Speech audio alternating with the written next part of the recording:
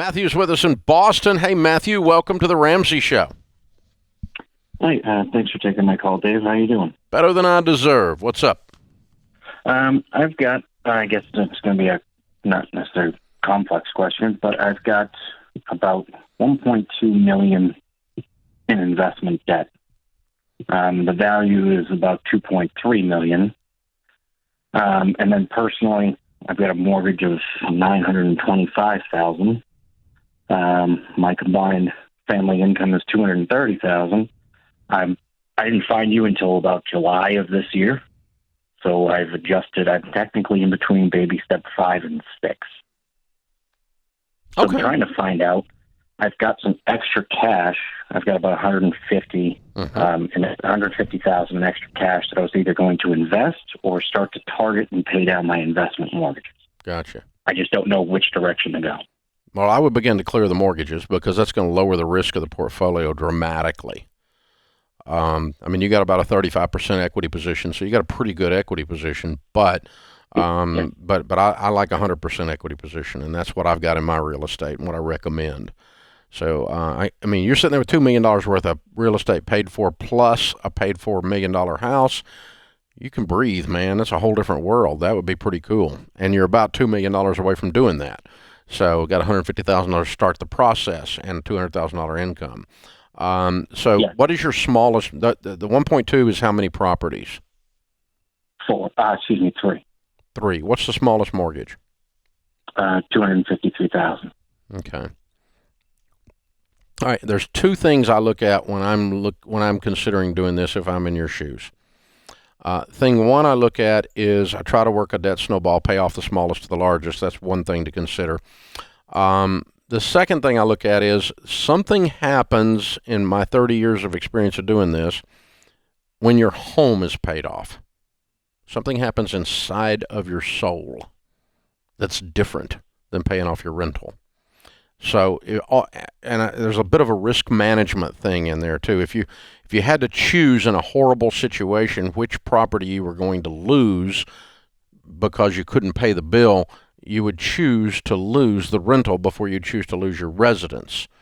Absolutely. And so for that reason, I generally put the house at the front of the real estate to get paid off. Now, you've got a house that's you almost as much on as you do 4 properties. So that makes it a little more difficult. But if you had a rental, say somebody called me and they said, hey, I owe $200,000 on my house and I owe $180,000 on my rental, I would say, let's get your house knocked out because of risk management. Does that make sense?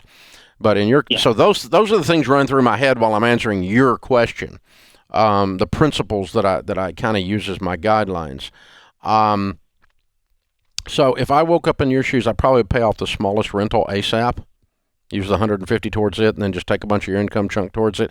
And then I'm probably going to just take everything else I can drag off the table.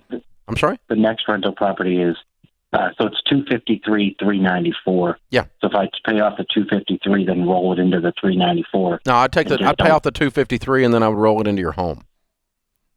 Into my primary. Yeah, I'd flip. I'm going to knock out that little one just to create some more cash, because that thing will cash flow like a bandit when it's paid off.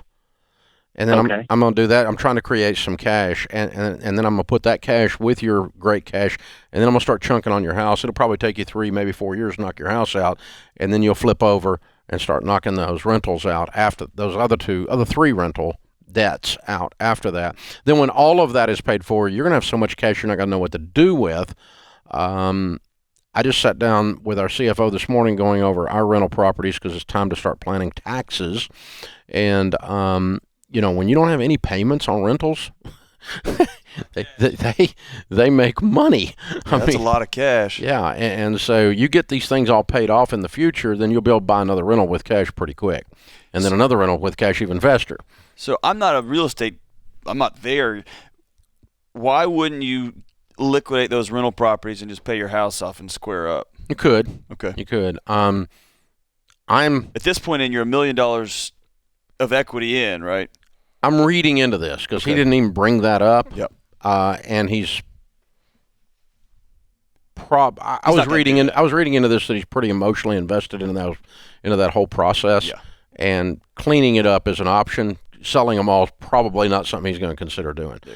That is something you could do. Or you could do a partial of that. You could pick one of the four and dump it. Yep. Take that equity and accelerate this process, and then go back and replace it later. Or pick one of the four the one of the four you could pick would either be a peach that had a lot of equity to make it go faster, or you could pick the one you don't like. Yeah. Of the four. Just I got one.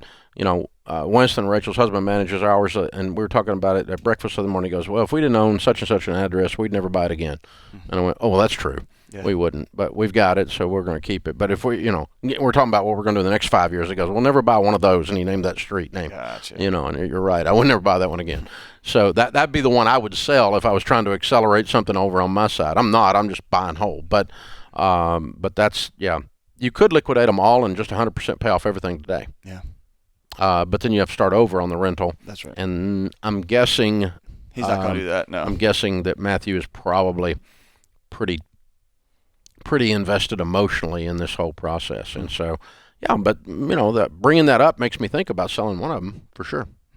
I like the idea of selling one of them, taking the $150,000 cash, and suddenly I'm almost halfway done with my mortgage overnight, and maybe that's too simplistic, and there's mortgages against the other one, so it's not quite that the math's not quite that clean. But you said something that was important. There's something about having a paid off house that just changes everything. I think when we went broke, I understood the borrower was slave to the lender because they took stuff from me. And I'm worried about the car being repoed. I'd go out in the morning and wonder if it was going to be there, and that kind of stuff going through the bankruptcy. And so that I had a whole new perception on debt after that, and the power it has over you spiritually, emotionally.